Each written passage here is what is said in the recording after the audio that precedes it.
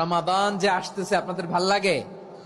হ্যাঁ, রমাদান নাম শুনলেই মুমিন হৃদয়ে বয়ে যায় প্রশান্তির ফল্গু ধারা, ঠিক কিনা? একটা আনন্দ, একটা উচ্ছ্বাস আমাদের হৃদয়ের মধ্যে চলে আসে। রমাদান সাইয়্যিদুশ শুহুর, 12 মাসের মধ্যে সবচাইতে শ্রেষ্ঠতম মাস রমাদান আল মুবারক আসছে।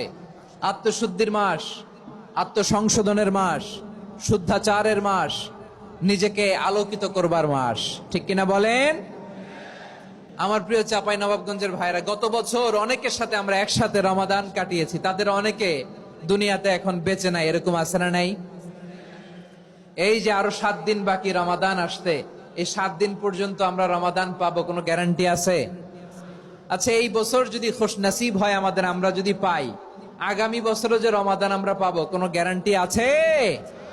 তাহলে আসুন আমরা ভেবে নেই, হতে পারে this Ramadan could be the last and final Ramadan in our life. হতে পারে এই রমাদানই হতে পারে আমার জীবনের শেষ রমাদান, ঠিক কিনা বলেন? তাই আসুন আমরা আল্লাহর কাছে দোয়া করি, আল্লাহুম্মা বাল্লিগনা রমাদান। আল্লাহ, তুমি রমাদান পর্যন্ত আমাদেরকে পৌঁছে দাও। আওয়াজ করে পড়েন আমিন।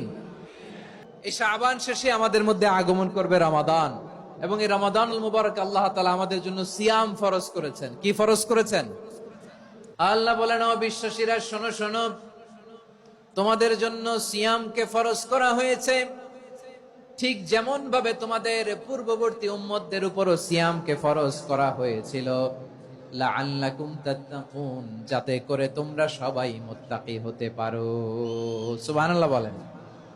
এই সামনে যে রমাদান আসতেছে আমার প্রিয় ভাইয়েরা, এই পুরো রমাদান ব্যাপী সিয়াম সাধন করা, সিয়াম পালন করাকে আমাদের জন্য ফরজ করে দিয়েছে কে?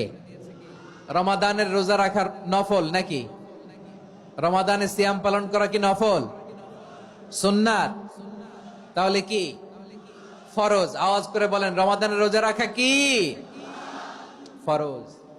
এটা শুধু আমাদের উপরই ফরজ না, আমাদের আগে যত জাতিগোষ্ঠী এই পৃথিবীতে এসছে সবার উপরে সিয়াম পালনকে ফরজ করেছে কে? সবার উপরে আল্লাহ তাআলা সিয়াম পালনকে ফরজ করেছিলেন। তবে ধরনটা ভিন্ন ছিল, এক এক জাতিগোষ্ঠীর জন্য এক এক ধরনের ছিল। আমাদের জন্য সিয়াম ফরজ টানা 1 মাস 30 দিন বা 29 দিন। পূর্ববর্তী অনেক উম্মতের উপর 1 মাস ছিল না, 3টা ফরজ ছিল। কয়টা? প্রতি মাসের 13, 14, 15 ফরজ ছিল তাদের জন্য। কারো জন্য শুধু একটা, আশুরার রোজা। কোন কোন উম্মতের জন্য 10টা।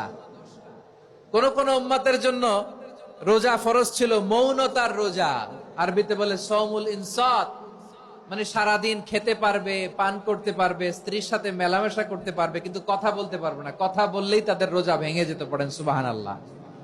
কি অদ্ভুত ব্যাপার! মৌন সম্মতির রোজা। যেমনটি সাইয়্যিদাতুনা মারিয়াম আলাইহাস সালাম বলেছেন, ইন্নী নাযারতু লির-রাহমানি সাওমা ফালান উকাল্লিমাল ইয়াওমা ইনসিয়া। তিনি বলেছেন, আজকে আমি রহমানের জন্য, মানে আল্লাহর জন্য রোজা মানত করেছি, আজকে আমি কারোর সাথে কথা বলতে পারবো না। তো রোজা রাখলে কথা বলতে পারবে না কেন? কারণ ওই শরীয়তে রোজার বিধান ছিল সকাল থেকে সন্ধ্যা খেতে পারবেন, পান করতে পারবেন, কিন্তু কথা বলতে পারবেন না। কথা বললেই রোজা ভেঙে যেত। সুবহানাল্লাহ বলেন।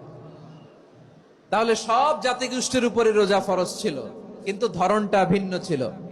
আল্লাহ বলেন, রমাদান এমন একটা মাস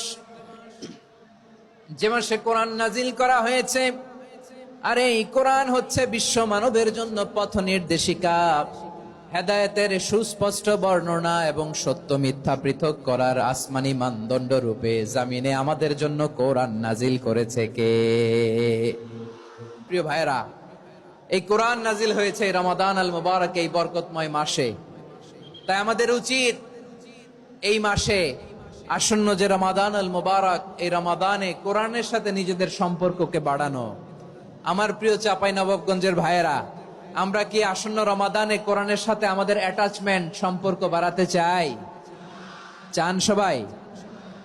আপনি কি জানেন কোরআন নিয়ে কোন ফেরেশতা পৃথিবীতে এসেছিল? জানেন? ফেরেশতার নাম কি বলেন তো? জিবরিল আলাইহিস সালাম। একটু খেয়াল করে শুনেন, কান দুটো খরগোশের কানের মতো খাড়া করে আমার দিকে তাকান। সাইয়েদনা জিবরিল কোরআন নিয়ে এসেছেন, ফলে উনি হয়েছেন শ্রেষ্ঠ ফেরেশতা। বিশ্ব নবীর উপর কোরআন নাজিল হয়েছে, তাই তিনি হয়েছেন শ্রেষ্ঠ নবী। রমাদানে কোরআন নাজিল হয়েছে, তাই রমাদান হয়েছে শ্রেষ্ঠ মাস। কদরের রাতে কোরআন নাজিল হয়েছে, তাই কদর হয়েছে শ্রেষ্ঠ রাত। আমরাও যদি কোরআনের সাথে সম্পর্ক বাড়াই, আমাদের মর্যাদাও এরকম, আমাদেরকেও শ্রেষ্ঠ মানুষ বানায় দিবে কে? এজন্য কোরআনের সাথে সম্পর্ক বাড়াইতে রাজি আছেন তো? যারাই কোরআনের সাথে সম্পর্ক বাড়ায়, এদের মর্যাদা বাড়ায় দেয় কে? দেখবেন আমাদের হাফেজে কোরআন, তারা ইন্টারন্যাশনাল কোরআন কম্পিটিশনে যে গোটা বিশ্বকে পেছনে ফেলে প্রথম পুরস্কার নিয়ে আসে। এত ছোট ছোট বাচ্চা, ও সমাজ বোঝে না, রাজনীতি বোঝে না, টাকা পয়সা বোঝে না, কিচ্ছু বোঝে না, কিন্তু গোটা বিশ্বে ওকে সম্মানের চেয়ারে আসীন করেছে কে? এই কোরআনের সাথে লাগলে আল্লাহ তাআলা সম্মান বাড়িয়ে দেয়। আমার প্রিয় ভাইয়েরা, আসুন আমরা শুরুতেই, আলোচনার শুরুতেই শপথ নেই যে আসন্ন রমাদানে আমরা কোরআনের সাথে নিজেদের সম্পর্ককে মজবুত করব ইনশাআল্লাহ। সবাই বলুন ইনশাআল্লাহ। শাবান মাস আসলে, রজব মাস আসলে সাহাবারা কি করতেন আসুন আমরা দেখি কিভাবে তারা রমাদানকে ওয়েলকাম জানাতেন।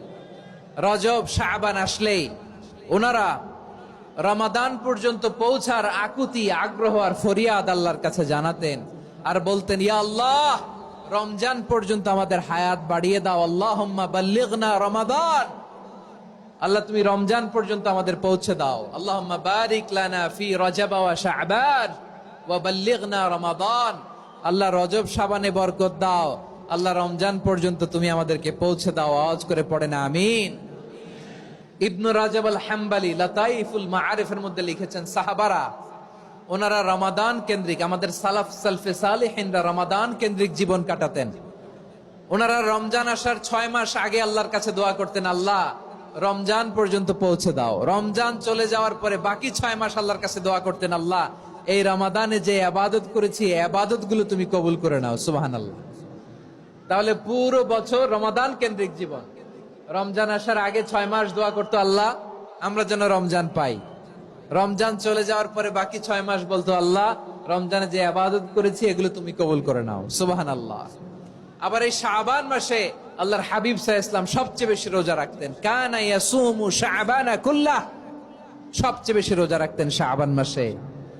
ওয়া কানা ইয়াসুমু শাবানা ইল্লা কলিলা, শাবানের অল্প কয়েকদিন ছাড়া পুরো শাবানটাই বিশ্বনবী রোজা রাখতেন। সুবহানাল্লাহ পড়েন।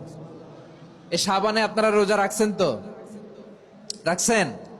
আল্লাহ তুমি কবুল করো। আমরা সবাই পড়ি আমিন।